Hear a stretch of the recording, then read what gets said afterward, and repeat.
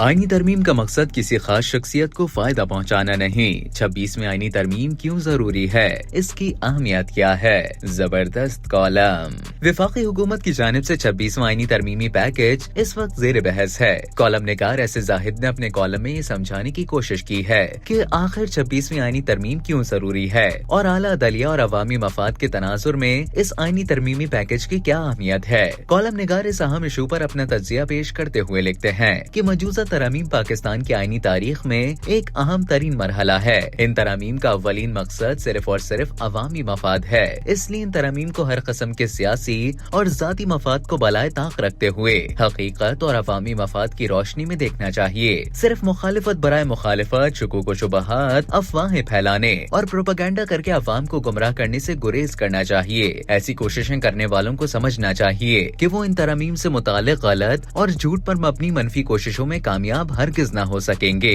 ایسے زاہد کے بقول آئین پاکستان میں موجودہ 26ویں آئینی ترمیم کا مقصد یہ ہے کہ پاکستان میں انصاف کے نظام کو بہتر اور تیز کیا جا سکے اور جمہوری اقدار کو مضبوط کرنے، عدالتی نظام میں شفافیت، ہمواری اور صوبائی نمائندگی کے ذریعے منصفانہ اور مؤثر عدالتی عمل کا موقع میسر ہو سکے، جس سے یقینی طور پر براہ راست متاثر عوام کو ریلیف مل سکے۔ موجودہ آئینی ترمیم 54 شقوں پر مشتمل ہے جو آئین کے مختلف پہلوؤں کی اصلاح کے لیے مقرر کی گئی ہیں۔ کالم نگار نے آئینی ترمیمی پیکج کی اہم ترین شقوں کی اہمیت بیان کرتے ہوئے لکھا کہ کلیدی تبدیلیوں میں شق نمبر 13 آرٹیکل 175 عدالتوں کا قیام اور دائرہ اختیار میں ترمیم کا احاطہ کرتی ہے، جو انتہائی اہمیت کا حامل ہے۔ اس ترمیم میں وفاقی آئینی عدالت کا قیام شامل ہے جو موجودہ سپریم کورٹ سے علیحدہ ہوگی۔ قانونی ماہرین کے مطابق کئی دہائیوں سے پاکستان کے عدالتی نظام کو زیر التوا مقدمات اور فیصلوں میں شفافیت اور تاخیر کا مسئلہ درپیش ہے۔ اس وقت بھی صرف سپریم کورٹ میں 60,000 کے قریب مقدمات زیر التوا ہیں۔ ان میں زیادہ تر مقدمات قانونی چارہ جوئی کے ہیں اور قابل غور بات یہ ہے کہ یہ برسوں سے زیر التوا ہیں۔ اعلیٰ عدلیہ کی ساری توجہ صرف سیاسی کیسز پر مرکوز ہے۔ اس وجہ سے عام شخص مایوسی کا شکار ہے، جس انصاف کے حصول میں تاخیر اور دشواریوں کا سامنا ہے اور جو عام آدمی کو پشت در پشت نصیب نہیں ہوتا۔ اس وقت world justice rule of law index میں پاکستان درجہ بندی میں 130ویں نمبر پر ہے۔ موجودہ وفاقی آئینی عدالت کے ذریعے موجودہ سپریم کورٹ کو سول اور فوجداری مقدمات میں انصاف کی جلد اور شفاف فراہمی کا موقع ملے گا۔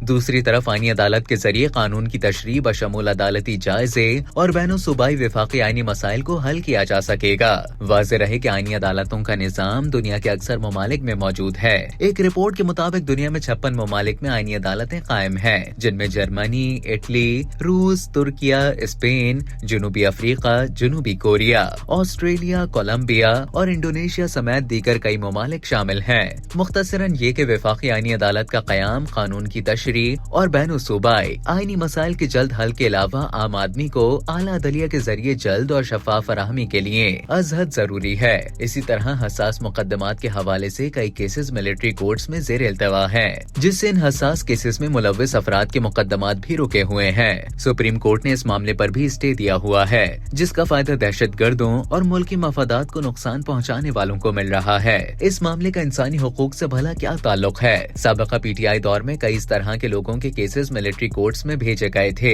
جن کے فیصلے بھی ہوئے تھے۔ ان میں بے گناہ کو رہائی اور مجرموں کو سزائیں ملیں۔ دوسری جانب اہم شق 175A میں موجودہ آئینی ترمیم ججز کی تعداد بڑھانے کا بھی احاطہ کرتی ہے۔ اس ترمیم سے سپریم کورٹ ججز کی تعداد بڑھنے سے بیک لاگ دور کرنے میں مدد ملے گی۔ ججوں کا ایک پینل چیف جسٹس کو تقرر کے لیے منتخب کرے گا۔ اس سے قبل 18ویں ترمیم کے ذریعے جوڈیشل کمیشن قائم کیا گیا۔ اس کی سفارشات کو پارلیمانی کمیشن نے دیکھنا تھا، لیکن اس وقت کے چیف جسٹس چودھری افتخار نے اس کو غیر مؤثر کر دیا اور وہ پارلیمانی کمیشن تاحال غیر مؤثر ہے۔ موجودہ آئینی ترامیم میں آئین کا آرٹیکل 163A بھی شامل ہے، جس کے مطابق پارلیمانی پارٹی کی ہدایت کے خلاف کسی بھی قانون سازی یا بل پر ووٹ دینے والے رکن پارلیمان کا ووٹ گنتی میں شمار کیا جائے گا، تاکہ ہر رکن پارلیمان اپنے ضمیر اور سمجھ کے مطابق آزادی کے ساتھ اپنا حق حاصل کر سکے۔ آئینی ترمیمی پیکج میں بلوچستان اسمبلی کی نشستیں 65 سے بڑھا کر 81 کرنا بھی شامل ہے، جو بلوچستان کے عوام کے لیے نہایت خوشائند اور ضروری ہے۔